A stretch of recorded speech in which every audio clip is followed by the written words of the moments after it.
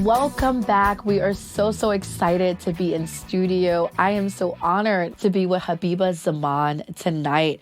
Y'all, she is such an expert, a trauma therapist, and she's been doing some great work out here in Atlanta. So we're going to hear from the expert today. We want you to stay until the end because we're going to talk about some very important information regarding mental health. It's May, it's Mental Health Month, and we want to make sure we bring content to you that's relevant, that can really help you just thrive in life. So we're really excited. I want to jump into this. Thank you for being here. Thank you for having me. Yes, we're coffee moms. So that's what's happening here, y'all. We're bonding. I want to formally introduce Habiba. She is a master's degree in professional counseling and is currently pursuing a doctorate degree specializing in trauma. She's a therapist, certified life coach, author, and owner of North Star of Georgia Counseling, with 15 years of experience working in the counseling field, including counseling, advocacy, guidance, and education. She believes that as a person becomes more aware of their fears, perceptions, desires, and strengths, they can make successful life changes. I love that. She's the author of 25 publications. Let's go. Thank you. And 9 books, many of which have reached the Amazon bestseller lists and have won international recognition and awards. Of Bangladeshi and American descent, she has 2 beautiful children and lives in Atlanta, Georgia with her family. I love that. This is so amazing. Very special connection because by trainings, social worker, and so mental health is so important to me. It's my principle in life. It's my way of life. So I love the fact that this is what you do, and we probably talked about this before we started recording, but we'll love to know, like, what is your why? My why. My why is simple. Yeah, I had someone very important in my life when I was very, very young. I think I was 13, 8th grade. Yeah. And, for a time where I wanted to be completely hidden, I wanted to be invisible, and I was good at it. No one knew. No one knew what I was going through. No one knew what I was thinking. No one knew what I was struggling with. Right. And she was able to see straight through it. She pulled me out of line in school. She was the school counselor, Mrs. Sponge. I will always give her recognition. Yes, Mrs. Sponge. Shout out. Mrs. Sponge. And she did. I would, I have a lot of hair. And so I would walk with my hair down in my face because I wanted to be hidden. I didn't want anyone to see through anything. Yeah. And she came and tucked my hair behind my ears and got in my face. Yeah. And she was just like, whatever it is, it won't matter in 5 years. Just hang in there. And I told you earlier, I panicked. I 100% panicked. I was like, she knows. Right. She knows. How does she know? What does she know? Yeah. And she was correct, right? Like, just that recognition, just somebody telling me that it will be okay and it won't matter. It made me second guess all of my choices that I was making as that emotional, very, determined little human that I was, that it didn't need to be that way. Right. And that if I did hang on, that I could be in charge of my life. And so that superpower, I wanted to cultivate that, and I've pursued that since then. I love it. All of it, right? All of it has been focused on mental health and providing that and being that for other people in any which way possible. Yeah. I love that. And it's such a beautiful story. Just your trajectory and how you started as a kid, how powerful it was to be seen and to be heard. And, just thinking about our kids today, some of them are walking in school every day. They feel like no one knows what they're going through, like they're invisible, and often feel overlooked. And so I think it's so important how you have these trusted adults inside school systems that can help our kids and guide them. Right. Yeah. And, as empowering as it is, it's also so scary. To be vulnerable in that way, to be seen in that way, it's very, very scary. Yeah. No one wants to be seen in that way. No one wants to expose that because as a society, we've been taught that kind of vulnerability is weakness. Yes. Even as moms, right? We power through life and we power through all of this. And a lot of times we forget that we could just pause. Yeah. It's okay to pause. I love that. Let's talk more about that, like being moms. And I think that is a topic I think that we need to just dive into, because being a mother is a job, right? It is a job that you never get to clock out of it. No. You're always on duty. Always. While you're dealing with your own life issues. And so how have you seen this in your work? If you've worked with moms, if you've I do. dealt with families, tell us a little bit about that. I do. You know, as a mother, I have 2 teenagers. I have I was about to say baby. No, I have a child in high school and I have one in middle school. They're my babies, but they're Always not will be. babies. Yes. And I was just talking about this earlier today, to be the kind of parent you want to be a good parent, it's exhausting. It's exhausting. Yes. The responsibility that we carry, the pressure that we put on ourselves, but it's the pressure to make sure that the next generation is better. Yes. Right? Not just better as in more successful, but better as in they can be more resilient the healthy way. There we go. Not resilient, we just bulldoze through life. Yes. But in a healthy way where they can good. acknowledge their emotions, they can acknowledge their perceptions, they can allow themselves the grace to fall and then to pick up and keep going. I love it. I didn't, I'm speaking for myself. We didn't have it. Okay. Us millennials got the end of, we were the generation that I believe really started to operationalize these concepts and really trailblaze a lot of these things. And we are now teaching our children what we have not been able to be taught as kids. Yeah. And that has been a message that I pass along to everyone. I remember when my children were actually babies. And, you know, I had my babies pretty young. And again, keep calling them babies. They're going to listen to this and be like, Mom, I'm not a baby. But I had them when I was a lot younger than what people are doing now, which is a great thing. Right. Your brain is not even fully developed till you're 25. So there's no reason to be having anything like that before then, or making these life changes before you're fully developed, right? Right. And I would meet any mother, any girlfriend, anyone at anything.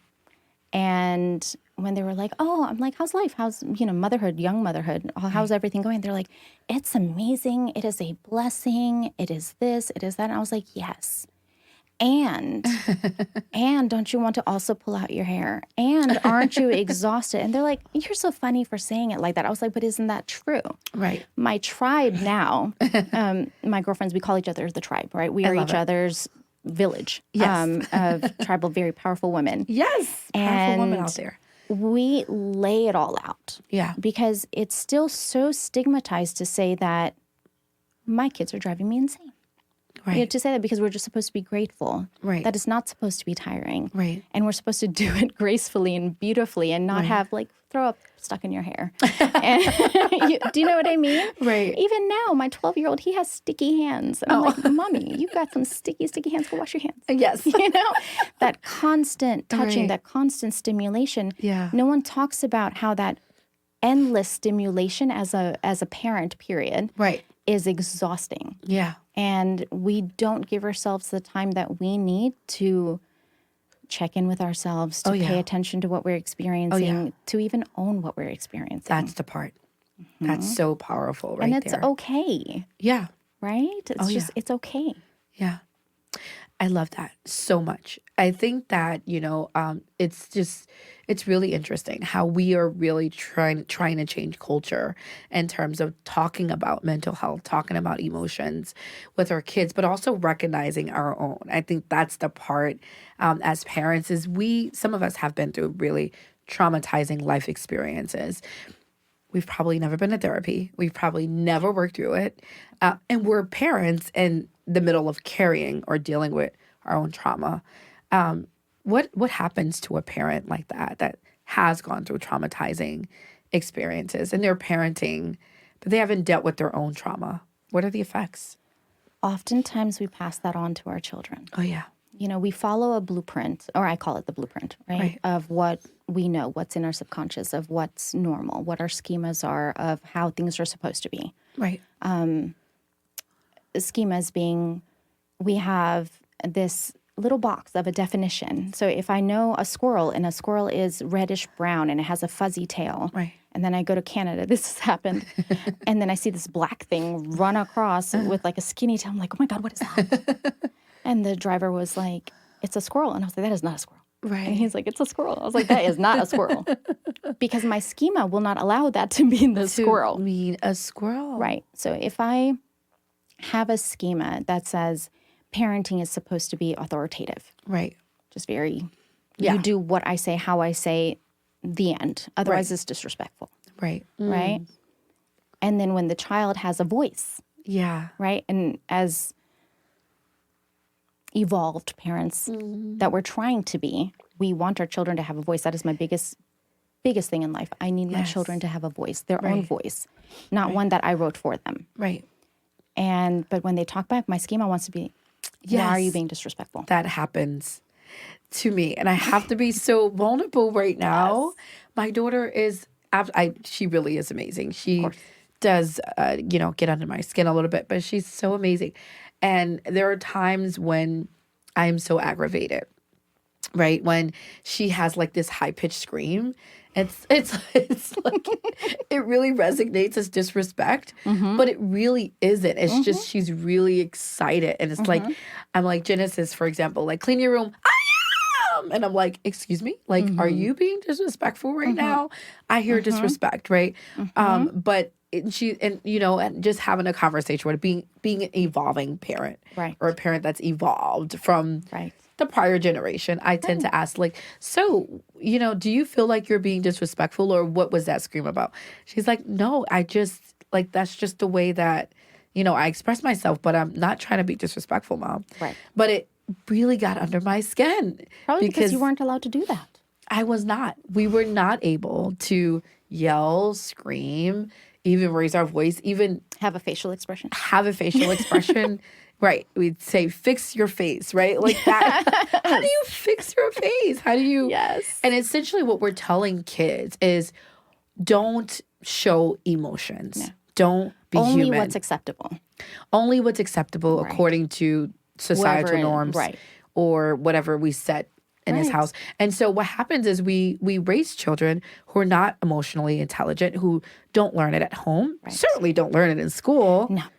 And so they grow up in life not really knowing what emotions are, how to articulate it, how to express it in a positive way. Right. It's very difficult. Yeah. But then, like what you're trying to do and what I'm trying to do is we're trying to allow them to have a voice. But then the inner child that we carry with us. Yeah. Because they're always there, right? Yeah.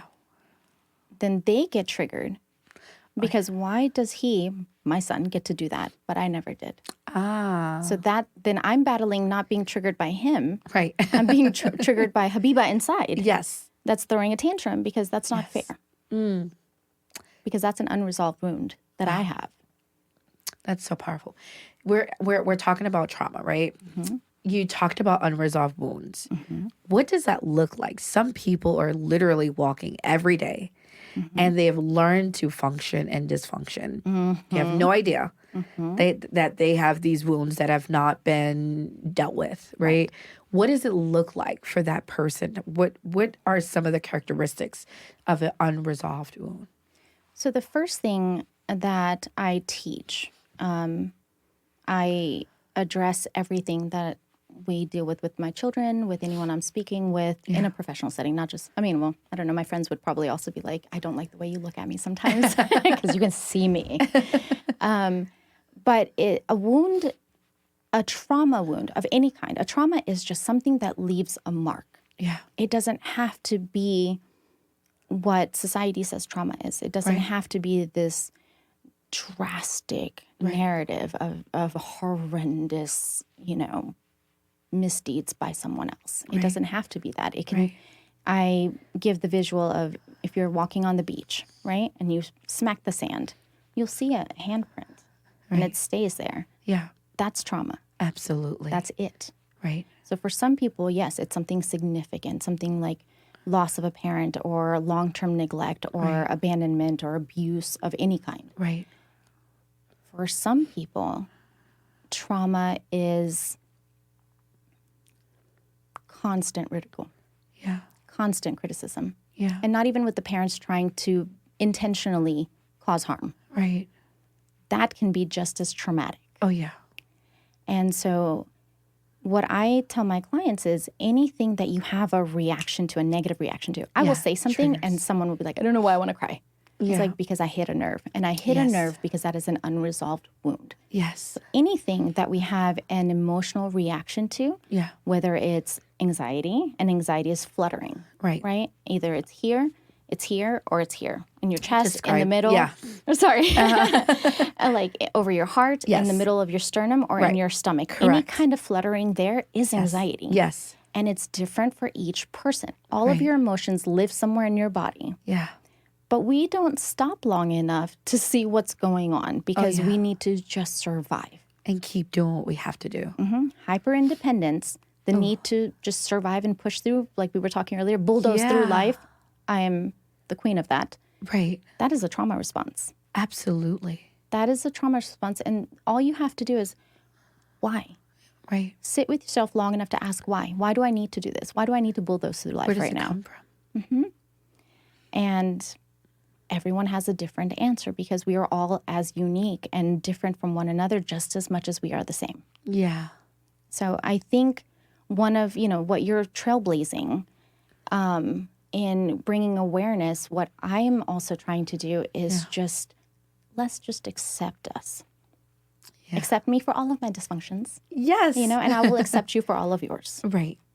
And even the dysfunctions, in all of my sessions, I always say I'm the queen of this dysfunction or that dysfunction of all the defense mechanisms because I do feel like I am.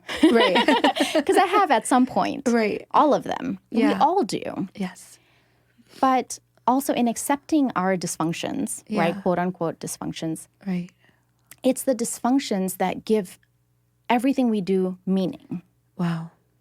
So if I'm an anxious person, right, that gives what I choose to do meaning because I will make sure it's done properly because that matters. Right. Our dysfunctions, right, I don't believe that that's a bad thing. It's just part of our makeup. It's just part of our blueprint. It just happens to be who we ended up being based on what life gave us. Yeah. We can't change that. Right.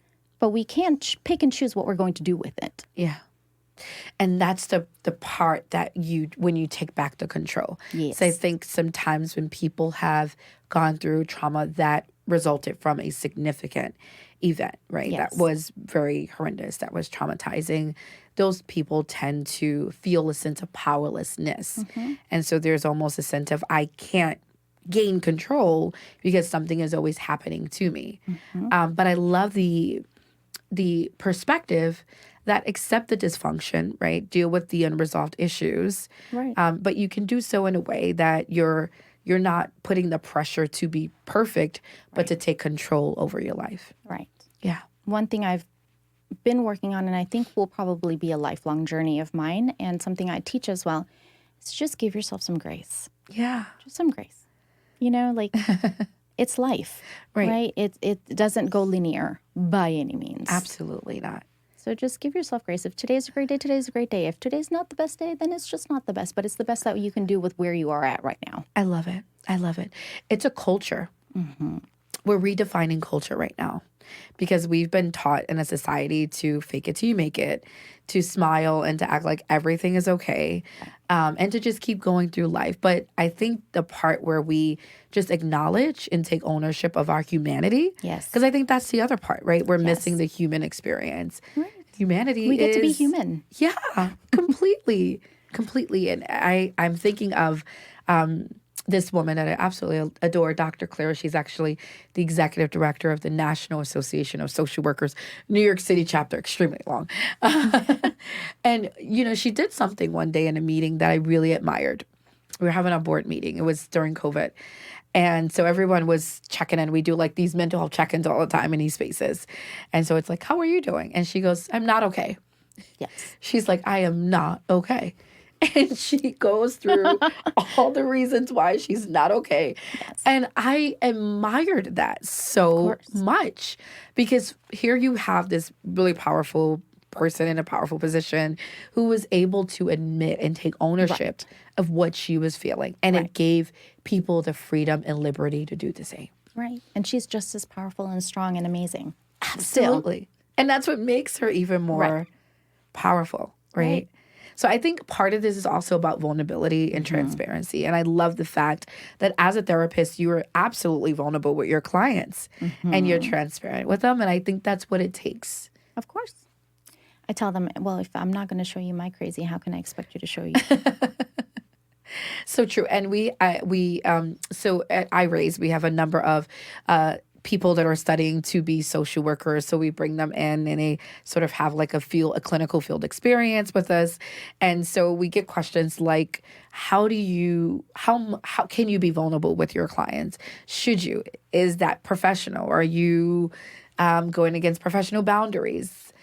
I think that depends on the person. Yeah. I think it depends on the individual therapist and the relationship that they're building with their clients. Yeah. You know, I know plenty who don't. They're very, I will be whatever you need me to be, right? And then you have people like me. And I check in with my clients all the time. Right? I know what helped me the most when I went through therapy is when my therapist was because I intellectualize, also another defense mechanism. Yes. But they would say, this is why you're doing this. This part of the brain is going off right now. This is called this. That's called that. And I'm like, thank you. So I'm not abnormal. Right. Everyone, there's a whole thing about this. There's a whole definition about this. There's a whole, this is an experience. Language. Yes.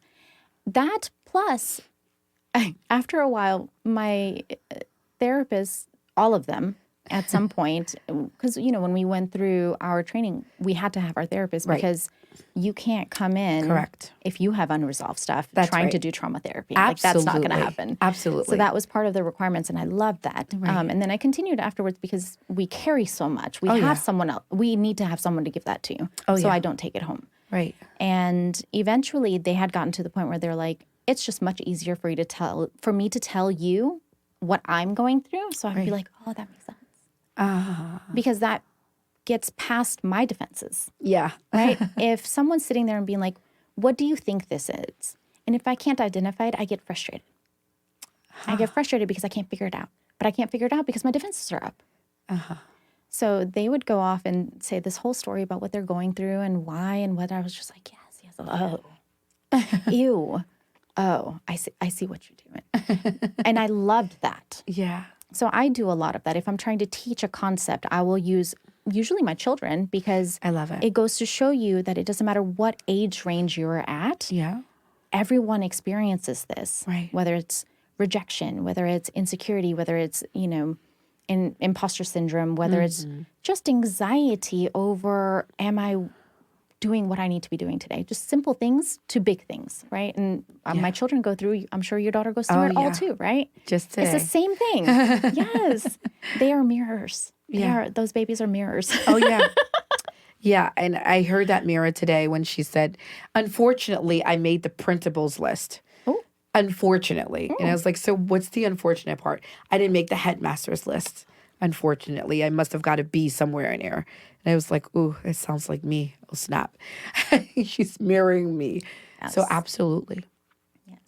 And I think that's so just really powerful, everything that you broke down. And I think that one of our issues is the language part and the fact that you were able to have language to understand, wait a minute, this is what this means. This is what I'm going through is the part that I really want.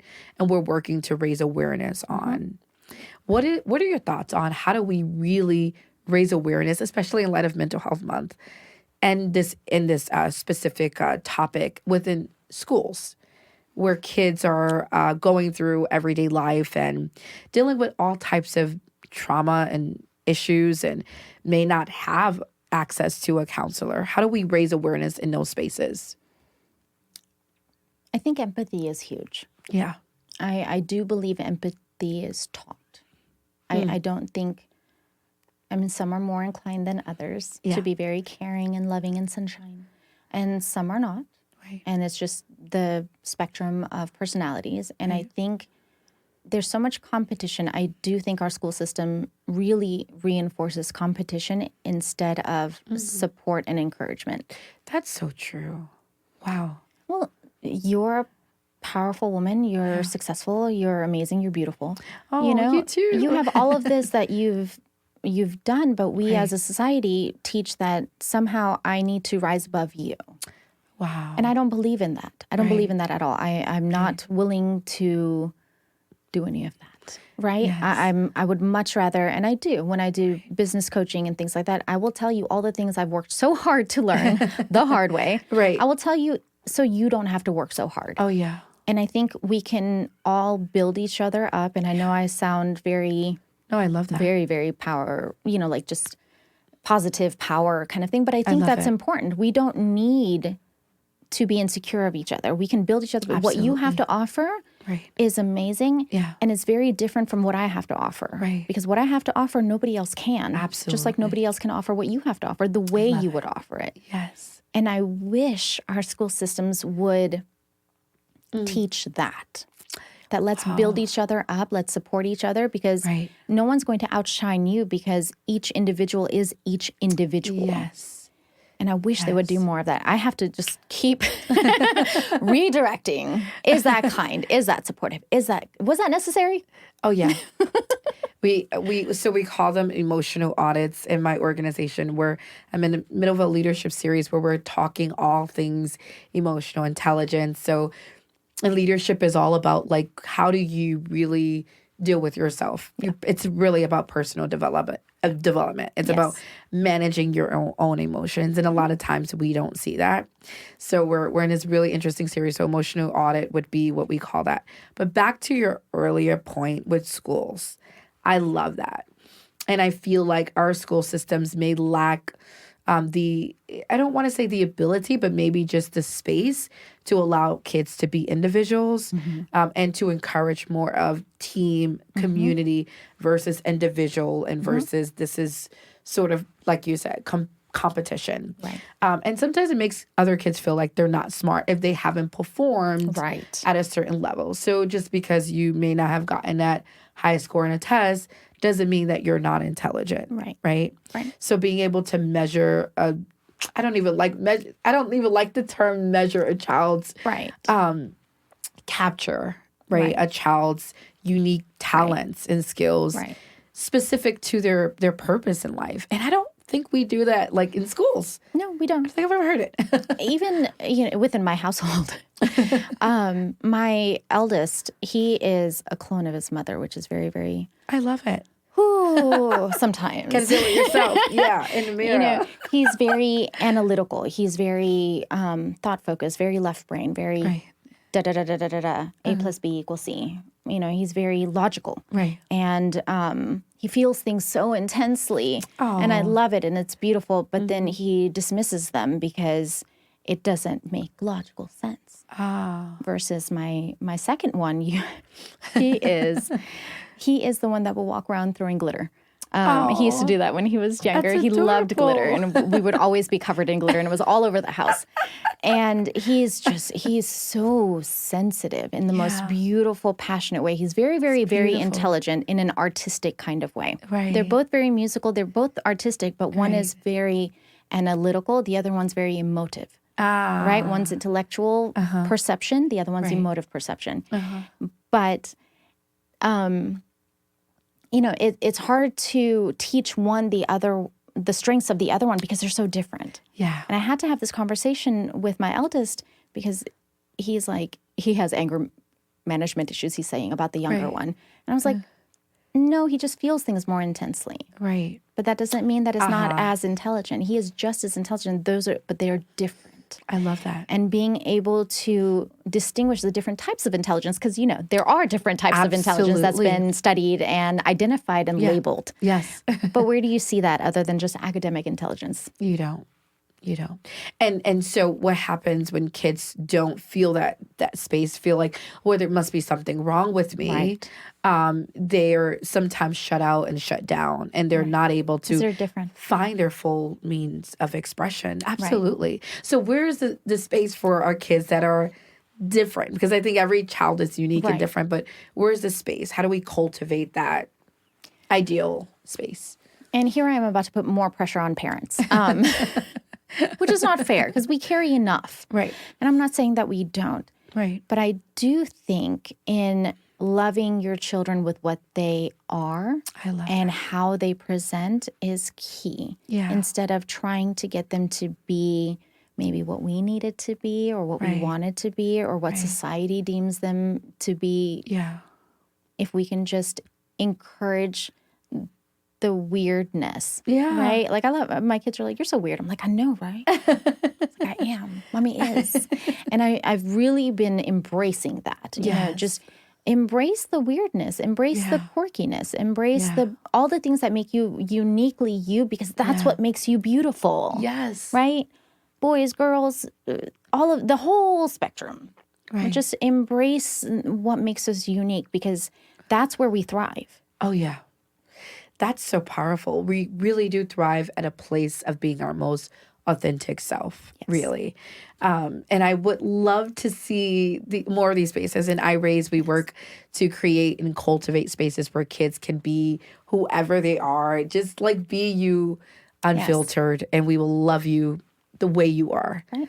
And help you to whatever your next level in life is and overcome whatever obstacles you might be dealing with. But this is the space that kids are needing. Yes. That they're really craving.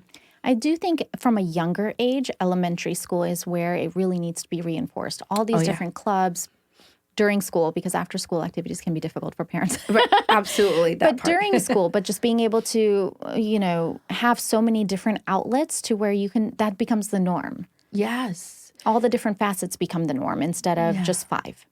That's so good. And that's what we're striving. A part of our role as mental health advocates and experts is to push mental health as the norm. Yes. We don't want it to be something where we're like mental health, ooh. Well, it's like a physical, it's right? spooky. That's what you do.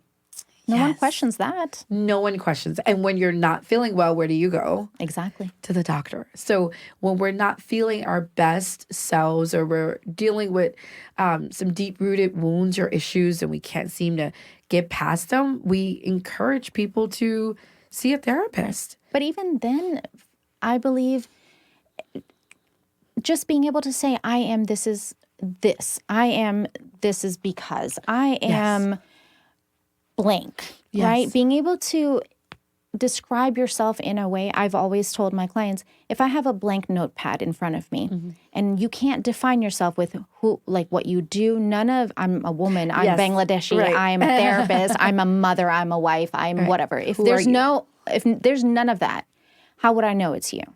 Wow. But we don't know how to define ourselves without these labels. That's so powerful. So therapy is just that. It can just be to figure out who I am. That's beautiful. Or your purpose, or what you're called to do. Yes. Or what do I love to do? Yes. And so it becomes not just our last resort or something we turn to when we're in our darkest moments in life, but something we turn to find. Right. It's a self-exploration. Yeah. Yeah. I love that. We got work to do. Like, we got to do this because culture is a part of really transcending this. And, culture, I know in my culture, in Black culture, we don't really like to deal with mental health. Yeah, mine either. We see it as something that's taboo or stigmatized. And so we have work to do to try to get this work at the forefront, to get people to talk about this in their everyday life. Yep. Yeah. And normalize it. Normalize it. Yeah. And like I love to say, change the narrative. Yes. Change the narrative. Yes. And that's what it's about. So we are closing and we're wrapping up. But any advice that you can give to mothers or just everyday people that are listening right now to this podcast and maybe teeter-tottering of whether they should go get therapy or still not really sold on the idea? Well, as I said, I think everybody should go to therapy. Yeah. Just so they can fill out that notepad and say, this is who I am without all these labels. Yes. The end.